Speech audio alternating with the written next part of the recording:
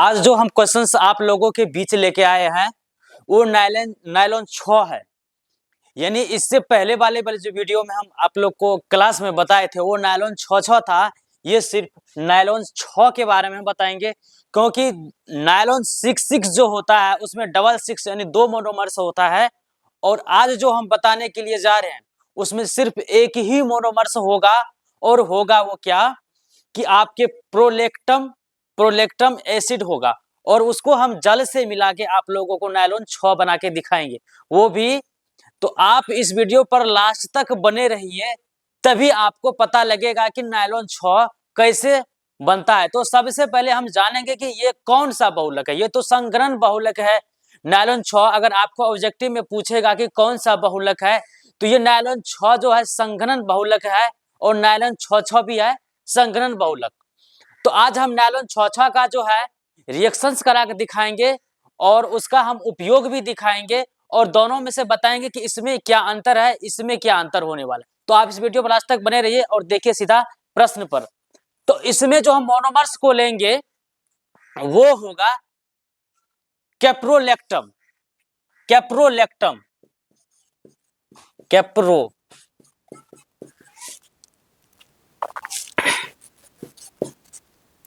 Caprolactam इसका जो सूत्र होता है इसका सूत्र है CH2। CH2 होल का पावर 5, C इसमें बंद O और NH। बस इसको लेना है, इसी को लेकर के हम नायलॉन 6 बना के आपको दिखाएंगे। तो ये जो है ये मोनोमर्स है, ये एकलक मोनोमर्स है, ये एकलक मोनोमर्स है। आप इसको बोल सकते हैं तो एकलक एल भी बोल सकते हैं इसको।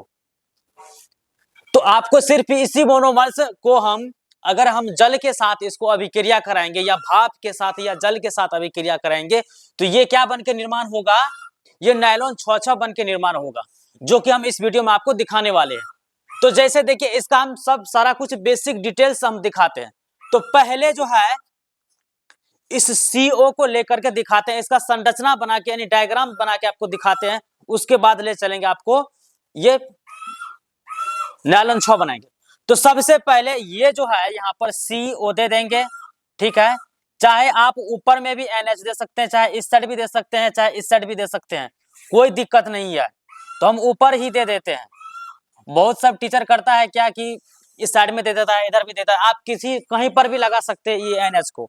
और यहाँ से हम क्या बनाएंगे, बेंजीन बनाएंगे। क्यों बनाएंगे बेंजीन? तो यहाँ पर सबसे पहले देखिए यहाँ पर कार्बन की संख्या कितना है, 5 है। तो यहाँ पर हम 5 कार्बन लगाएंगे। तो हम बेंजीन बनाने के लिए, फिनोल बनाने के लिए बहुत अच्छी तरह से जानते हैं, क्योंकि हम ऑर्गेनिक केमिस्ट्री काफी पढ़ चुके हैं। आप 11th से पढ़ते आ रहे हैं। ये अंतिम चैप्टर है आपका, यानी चैप्टर 15 से है ये। तो आपको लास्ट ही चैप्टर मानना पड़ेगा कि आप 15 के बाद चैप्टर है कि नहीं। तो कुछ मुझसे तो बचा हुआ, लेकिन अंतिम वाला ही ये केमिस्ट्री है 12th का। तो जैसे इसका हम बेंजीन रिंग बनाएंगे तो इस तरह से बनाते हैं, बेंजीन रिंग बना देंगे और यहाँ पर CH2 डाल देते हैं, यहाँ भी CH2 डाल देते हैं, और यहाँ पर भी क्या करते हैं हम CH2 को डाल देते हैं। यहाँ भी क्या करते हैं, CH2 को डाल दिए। अब इससे क्या करें, यहाँ इधर मिलाएंगे, इसको इधर से मिला देंगे। बस देखिए ये जो 1 2 3 4 5, अब देखिए इस सूत्र में ये कन्वर्ट हो गया। ये क्या बन गया है, ये तो आपको बन गया है इसका कैप्रोलेक्टम का डायग्राम, यानी स्ट्रक्चर फॉर्मूला बन गया, संरचना बन गया है इसका। तो ये जो है आपको काफी देखिए इसी सूत्र को हम लेके आए इस रूप में आपको समझने में, ताकि कुछ ना बेसिक पॉइंट अगर आप जानते हैं तभी आप क्वेश्चंस को सही तरीका से और सही रूप से उसको हल कर पाइएगा। बस इसका डायग्राम बना के हम दिखा दिए हैं। जैसे हम यहाँ से डायग्राम लेंगे तो अब इसका जो होगा, इसका जो होगा निर्माण, ये देखिए कैप्रोलेक्टम एक तरह का एसिड होता है। और एसिड कैसे होता है तो वो एसिड के बारे में पहले हम बताएंगे आपको। तो सबसे पहले यहाँ पर हम इतना कॉपी में पहले आप नोट कर लीजिए, तभी आगे हम बढ़ेंगे। तो चलिए आप कॉपी में नोट कर लिए होंगे, तो अब हम आगे चलते हैं, दिखाते हैं आपको इसका यूज दिखाते हैं, कैसे हम जल के साथ इसको अभिक्रिया करते हैं।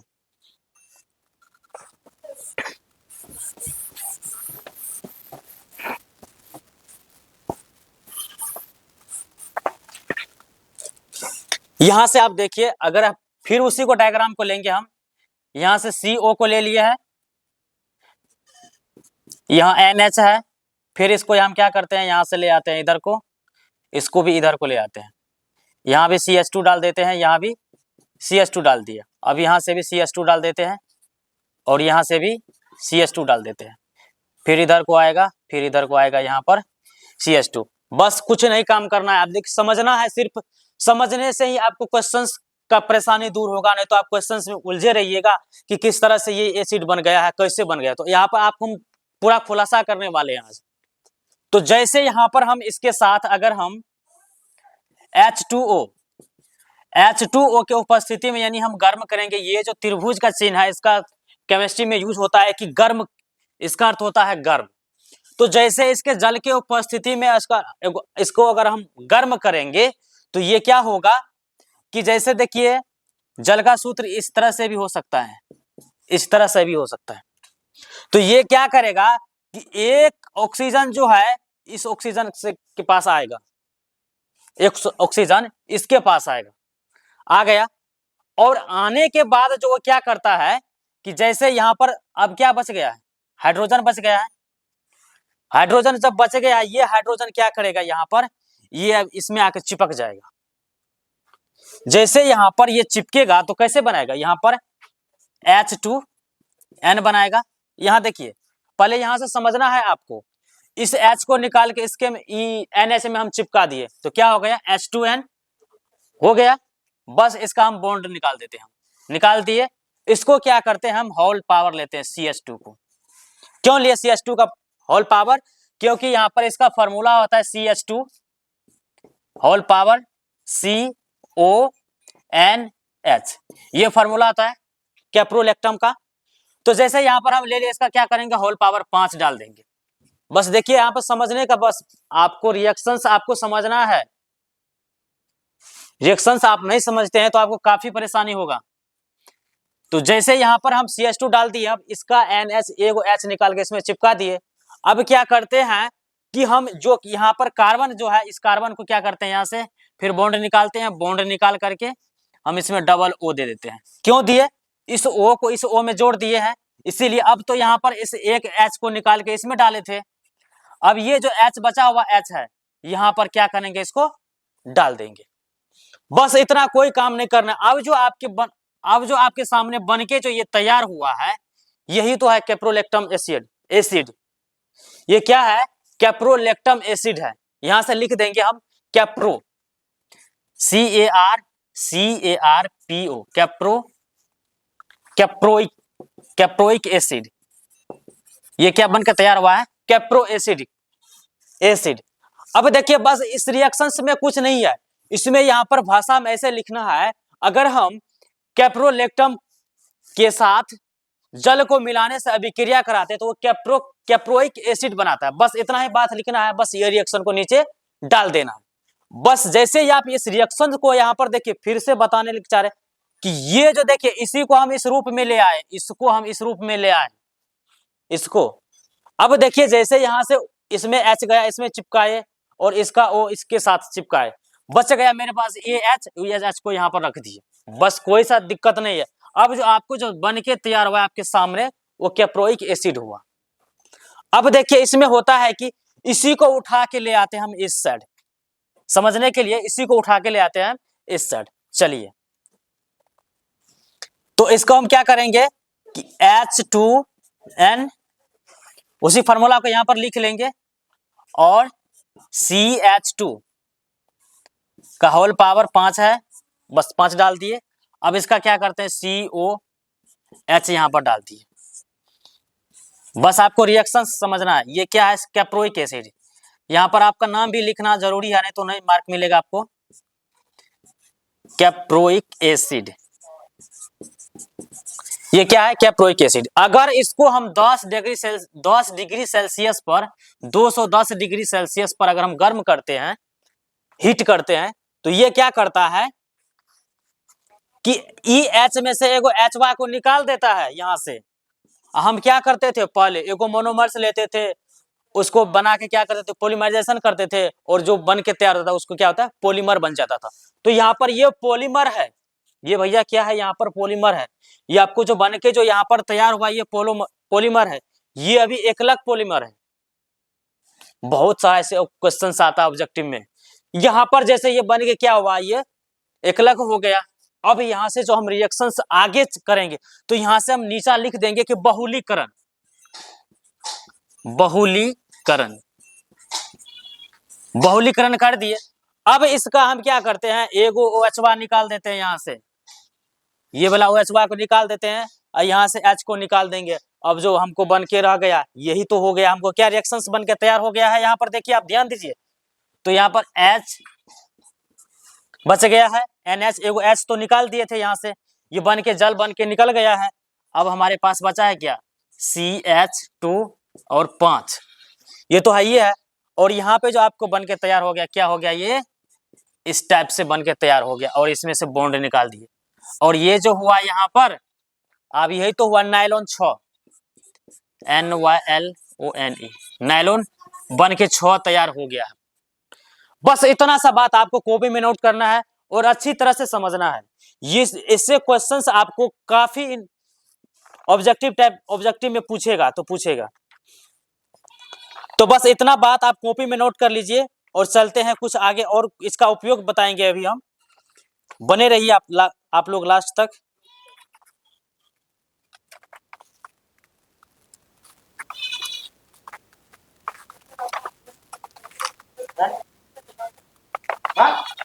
जैसे यहां से आप देख लिए कि ये जो आपको बन के तैयार हो गया, ये क्या है, ये नायलॉन 6 है।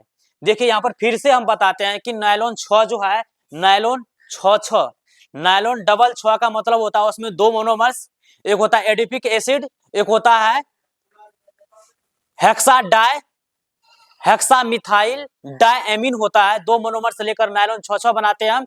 इसमें क्या क्या लेते हैं, नायलॉन 6 बनाने के लिए हम लेते हैं कैप्रोलेक्टम एसिड को लेते हैं, और उसको हम क्या करते हैं, 210 डिग्री सेल्सियस पर हम गर्म करते हैं।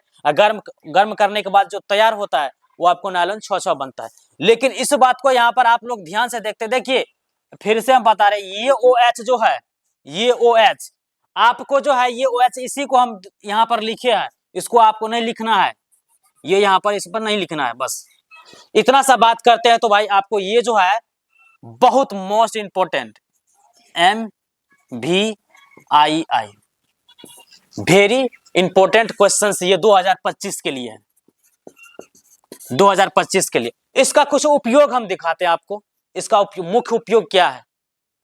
चलिए इसका मुख्य उपयोग देखिए आप लोग।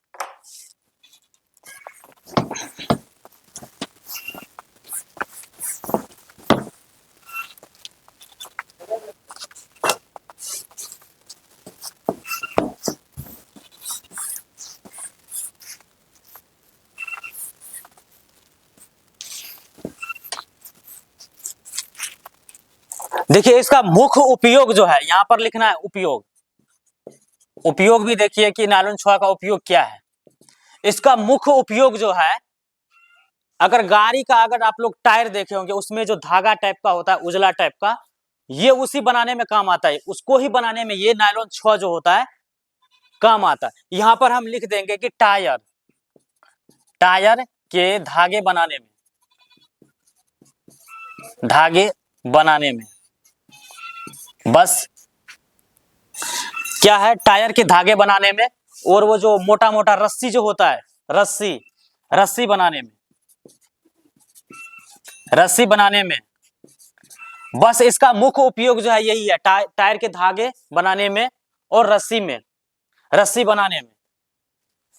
अब देखिए यहां पर आपको यह भी क्वेश्चन आ सकता है कि नायलॉन 6 और नायलॉन 6 में अंतर बताइए। तो आपको बस नहीं, दो अंतर, एक अंतर इसमें बताना है, एक अंतर इसमें बताना है। बस इसका उपयोग बस एक लिख देना है, नायलॉन 6, बस बीच में फाड़ देना है, इस बगल नायलॉन 6 रहेगा, इस बगल नायलॉन 6 रहेगा।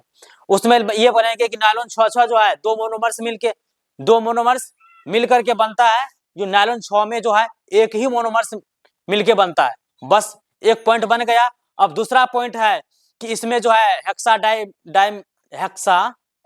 हेक्सा डाइमिथाइल डायमीन का यूज होता है और एडिपिक एसिड दोनों मिलके ये बनते हैं, लेकिन ये क्या होता है कैप्रोलेक्टम से ही मिलके बनता है। और बस इतना ही बात अगर लिखने के लिए चाहते तो इसका जो है इससे बनता है टायर का धागे बनता है नायलॉन 6 से, और इसका जो होता है चप्पल जूता जो रबर टाइप का जो भी काम होता है वही बनता है। तो बस इतना ही मुख्य। अगर आपको ये भी बात क्वेश्चन पूछेगा कि नायलॉन 6 और नायलॉन 6 में सबसे ज्यादा मजबूत कौन है, तो यहाँ पर स्ट्रॉन्ग का बात जब आएगा तो नायलॉन 6 ही आएगा। क्योंकि देखिए यहाँ पर अगर आप नायलॉन 6 का अगर रबर का देखिए, नायलॉन 6 का चप्पल को अगर आप ज्यादा उनारते खींचते हैं तो ज्यादा दम लगाते तो टूट जाएगा, लेकिन टायरों में जो यूज होता है हम कितनों उसमें पावर लगा के खींचेंगे तो टूटेगा नहीं। अगर टूटने वाला बात रहेगा तो कोई भी चीज टूटता है, लेकिन हम ये नहीं जोर जबरदस्ती करने के बाद तो सब कुछ टूटता है, तो भगवान का दिया हुआ शरीर भी टूट जाएगा। तो ये धागा और क्या टायर क्या चीज है। तो बस इतना ही बात को आपको ध्यान में रखना है, और मिलते हैं इसी तरह से अगले क्लास में। तब तक के लिए हम लोग से माफी चाहते हैं।